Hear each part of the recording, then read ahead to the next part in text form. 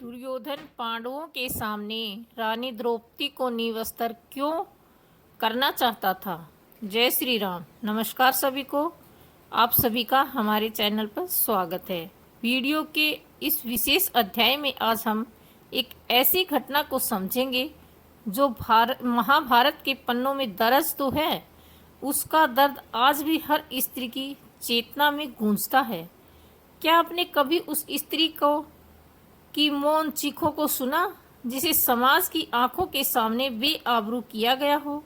कभी सोचा है उस पल की गहराई को जब किसी स्त्री की देह नहीं, उसकी आत्मा को कुचला गया हो, और वह भी सत्ता, अभिमान और पौरुष के गर्भ में डूबे किसी पुरुष द्वारा। आज की कथा युद्ध की नहीं, बल्कि उससे पहले छिड़े उस अदृश्य युद्ध की है जिसमें ना तलवारें थी ना बाण। यह युद्ध था मानवीय मर्यादा और दैहिक धर्म के बीच, और इस युद्ध के केंद्र में थी द्रौपदी, वही द्रौपदी जो अग्निकुंड से जनी थी, जिसकी आंखों में पांचों पांडवों की प्रतिष्ठा थी और जिसके हृदय में आत्मा, गौरव, धर्म और स्त्री अस्मिता की ज्वाला निरंतर जल रही थी। लेकिन उस दिन जब उसे राज्यसभा में घसीट कर लाया गया, उसके पतियों ने मौन व्रत ले लिया। धर्मराज भी नियमों की बेड़ियों में बंध गए। तब दुर्योधन ने अपनी जंघा पर हाथ मारकर जो संकेत किया, वह मात्र निर्जलता नहीं, बल्कि स्त्री तत्व के विरोध का एक क्रूर युद्ध की घोषणा थी। उस दिन उसकी साड़ी खींची गई थी, ऐसा हम कहते हैं, पर सच ये है कि उस दिन द्रौपदी के वस्त्र नहीं खींचे गए, उनकी चेतना नोची गई थी। दुर्योधन ने कहा, द्रौपदी अब दासी है, पर यह वाक्य किसी हार की घोषणा नहीं था।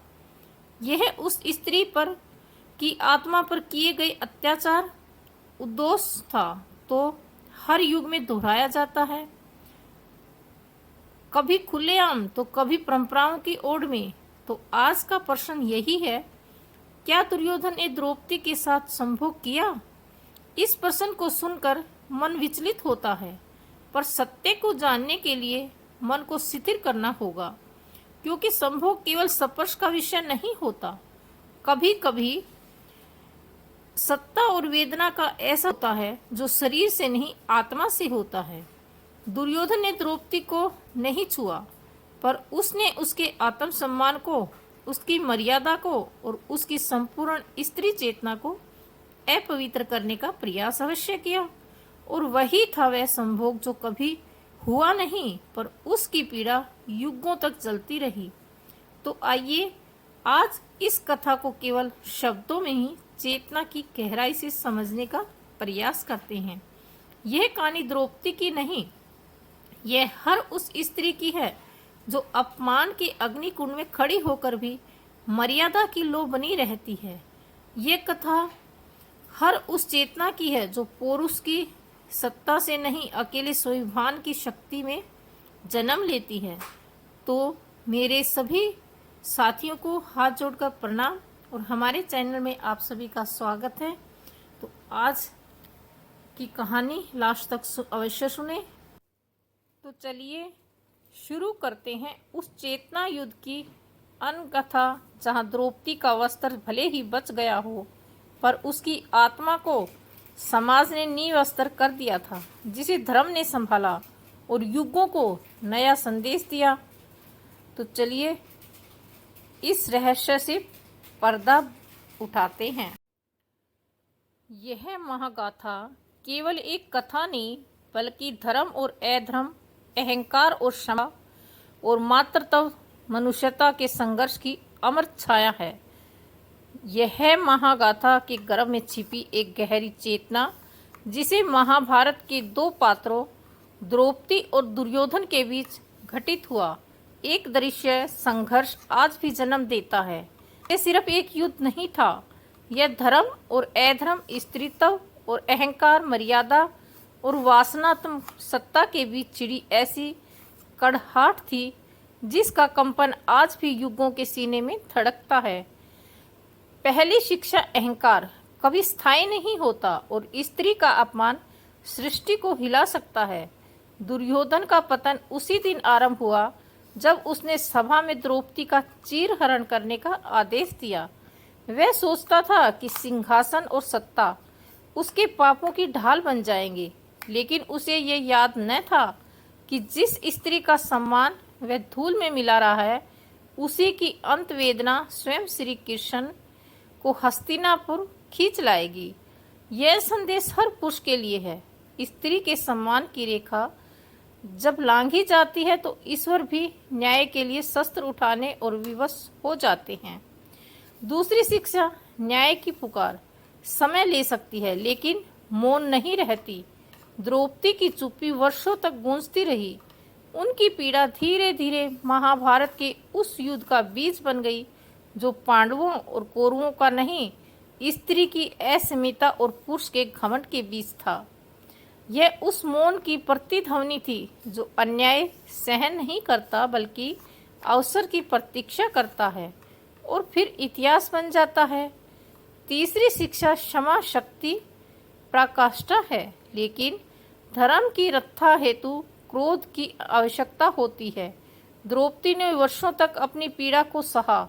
उसने बदले की नहीं की। उसका क्रोध कोई तत्कालीन आवेश नहीं था, बल्कि वह धर्म का वह तेज था जो समय आने पर विध्वंस की ज्वाला बन गया। और यहीं से कथा प्रवेश करती है एक और गहरे सत्य में, जो देखने में दृश्य था पर समझने वालों के लिए चेतना का घटतम रहस्य था। जब द्रौपदी को सभा में घसीट कर लाया गया तब दुर्योधन ने अपनी जंघा पर हाथ मारा और कहा, आओ द्रौपदी मेरी जंघा पर बैठो। तो वह सिर्फ वाक्य नहीं था, वह सत्ता के नशे में डूबे पुरुष का एक अदृश्य संभोग था जो देह के नहीं बल्कि एक स्त्री की आत्मा पर थोपे गए अधर्म का घिनौना प्रयास था। वह वासना थी बल्कि वरवश की प्यास थी जो स्त्री की चेतना को अपने अधीन करने की कामना कर रही थी। दुर्योधन ने द्रौपदी को छुआ नहीं, परंतु उसका अपराध और भी गहरा था। उसने मर्यादा, धर्म और नारी चेतना तीनों को अपमानित करने का दुस्साहस किया था। पर क्या द्रौपदी टूटी? नहीं, वह चीखी, वह कांपी, पर झुकी नहीं। उसने उस दृश्य संभोग को अस्वीकार कर दिया जो उसकी आत्मा को अपवित्र करना चाहता था। और जब श्री कृष्ण आए तो उन्होंने केवल वस्त्र नहीं बढ़ाए, उन्होंने समय, धर्म और सत्य को द्रौपदी की बोले। जहाँ अधर्म स्त्री की चेतना को रोंदने का प्रयास करता है, वही धर्म स्वयं जाग उठता है। इसलिए दर्शकों, यदि कोई पूछे क्या दुर्योधन ने द्रौपदी के साथ संभोग किया, तो उत्तर यही होगा, हाँ किया था। पर वह देह का नहीं, वह अधर्म की क्रूरता और नारी चेतना का किए हुए घाव का एक ऐसा रूप था जिसने स्वयं धर्म को जागृत किया था। वह दृश्य केवल एक इतिहास नहीं, वह आज भी घटता है। हर बार जब कोई स्त्री अपमानित होती है, हर बार जब कोई उसकी आत्मा को कुचलने का प्रयास करता है, तो एक नई महाभारत जन्म लेती है। इसलिए जब कोई स्त्री द्रौपदी की तरह उठ खड़ी होती है तो वह केवल अपने लिए नहीं बल्कि संपूर्ण सृष्टि के लिए धर्म का मार्ग प्रशस्त करती है। और यही कारण है कि द्रौपदी कथा नहीं जागरण बन जाती है। इस कथा में आपके भीतर की चेतना को झंझोरा है तो जान लीजिए यह केवल इतिहास नहीं, आज का उत्तर भी है। वीडियो देखने के लिए आपका बहुत बहुत धन्यवाद। अगर वीडियो पसंद आई तो वीडियो को लाइक करें, शेयर करें और हमारे चैनल को सब्सक्राइब करना ना भूलें। बेल घंटी को प्रेस करें ताकि आने वाली वीडियो के नोटिफिकेशन आपको मिलते रहें। तो आज बस इतना ही। कल फिर किसी नई रहस्यमयी कथा के साथ फिर से आपके साथ होंगे। तब तक के लिए हमें आज्ञा दीजिए। नमस्कार।